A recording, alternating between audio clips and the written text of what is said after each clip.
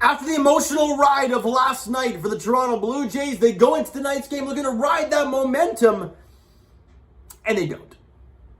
They lose 7-1 to the Boston Red Sox at Rogers Center and now fall to 12-7 on the season. Ross Stripling got the start today, and he was fantastic. Chicken Strip was really, really good. The bullpen squandered it, and the offense never showed up, and the Jays lose 7-1. I'm going to sit here and break it down. Top of the first inning, Rafael Devers rips an RBI double. Xander Bogaerts come in to score off of Ross Stripling, and you're down 1-0 in the first, and I'm like, well, this is not a good start, okay? You're already down 1-0. This is not good. Then the bottom half of the third inning, Jays have runners, in scoring position. The guy, I think, was on the corners with one out for Vladdy. He fouls it off himself, and I'm like, great, this is not good. Then he hits a ground ball to second to Trevor Story, and he mishandles it. He gets out at second. Vladdy, who I'm baffled he was able to bust it down the line, ends up, no throw, so he beats it. And in comes Heineman with his first hit as a Toronto Blue Jay there tonight. And the Jays have tied the game at 1. But that is all the Jays offense they got in this game. And like I said, Ross Stripling was great. After they made it 1-1, he settled down and did a really good job through the next four, after the first inning, he gave up the run. He was 4 solid innings after that. He was really, really good. But then he leaves the game. And at the top of the 6th inning off of Trent Thornton, JD Martinez hits an RBI single. Xander Bogaerts come in to score. Then Teoscar.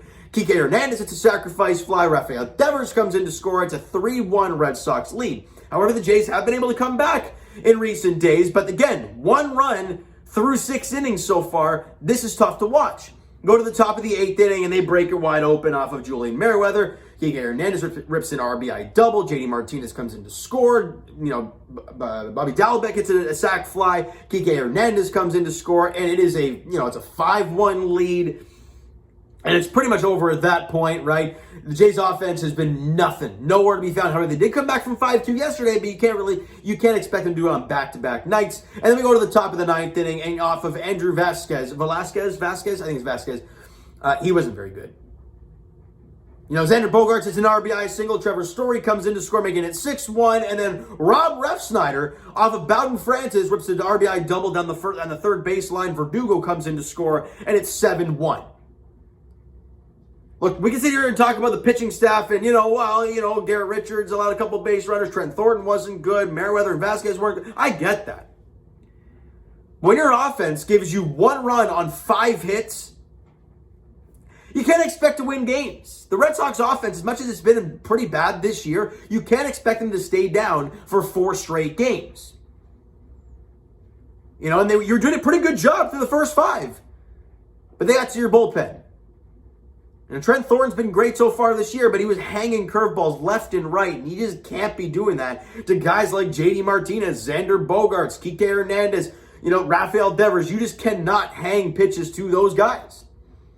You have to make quality pitches, and he wasn't.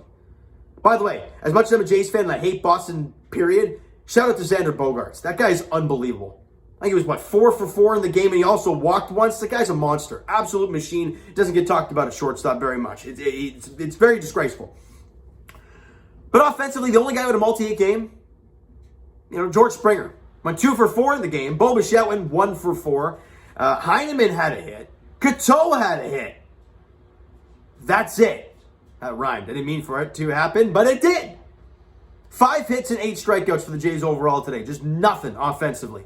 Michael Wacha, yeah, he did get some luck. The Jays did hit 2 balls literally right to the fence where the Red Sox player was leaning against the fence twice. But as we learned yesterday, right, it was game 1 with Barrios on that. You get some lucky bounces here or there, right? Because Barrios had a couple balls that were left hung up, and they belted them just foul, and then they hit 2 balls with a warning track in the first inning, right? So there's no excuses there.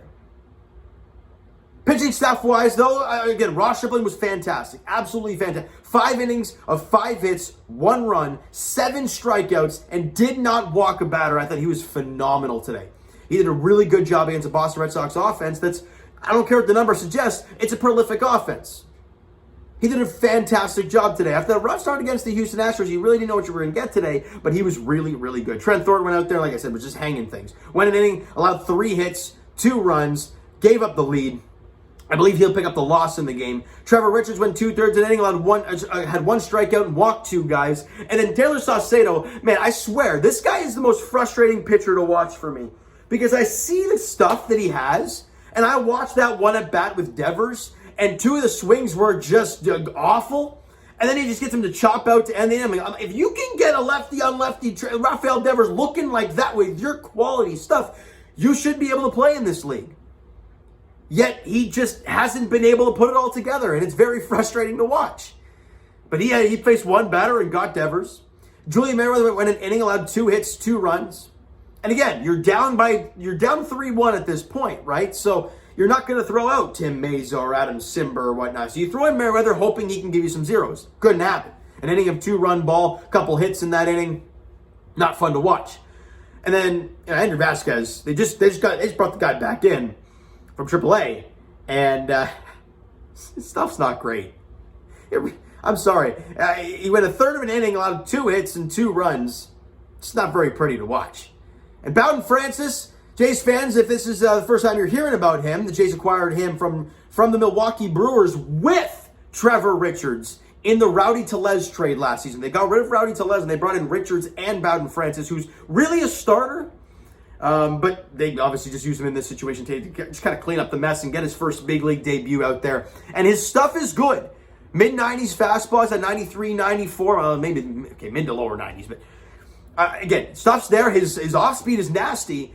But the Rough Snyder double, it's a slider that hung up in the zone.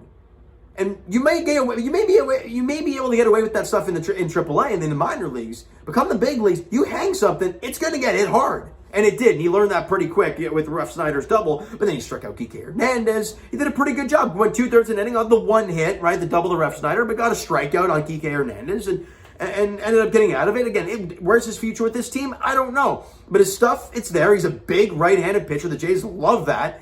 And it's going to be interesting to see the fact that you got him and Richards for Rowdy. It's a pretty good trade for the Toronto Blue Jays. Now, let's stop talking about this. Because this game sucked. Let's be honest here. The game sucked. The finale of the series is tomorrow. And that's the great thing about baseball. You're able to get back on the field the next day and right the ship and forget about this game tonight. And you got the guy on the mound that you want on the mound. Alek Manoah takes the hill for the Toronto Blue Jays. I will be at that game, so that video will be uploaded later than usual. And depending on when the Raptor game starts, and I'll be glued to that. The video might be uploaded at halftime of the Raptor game. We'll have to see how it plays out, guys, but it will be uploaded tomorrow. I guarantee you that. Manoah versus Garrett Whitlock. These are 2 guys with nasty stuff. The Jays offense hasn't really been there lately. Is it going to break out against a really good pitcher? I don't know. And how's the lineup going to look tomorrow? I don't know.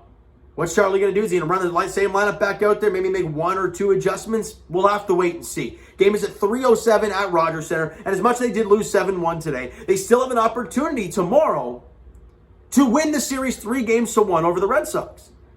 And we've talked about it. This stretch of 16 games where you're playing some really good teams, all you got to do is find a way to win series. You won in Fenway, 2-1 series. You won in Houston, 2-1. Now you're in Toronto. You have a chance to win 3-1 over the Red Sox, and it's just a big, big series for the Jays. I believe we welcome in the Yankees next. So it's a big game tomorrow night for the Toronto Blue Jays.